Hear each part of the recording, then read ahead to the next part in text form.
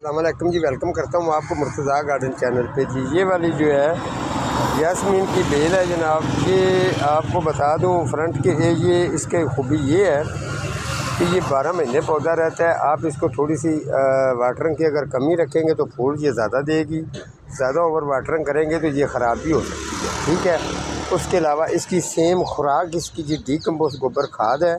और देखिए माशाल्लाह इसको फूल इतने आते हैं कि आपके घर के अंदर खूबसूरती, ये अगर चेक करेंगे तो ये सारी इसकी कलियाँ हैं, जब ये खिलती हैं तो फूल इतने ज़बरदस्त और मज़ा आता है देखने को भी। तो ये बहुत ही अच्छी बेल है। अगर आप इसको बुशी रखना चाहेंगे तो बुशी में भी ये काफ़ी खूबसूरत लगती है।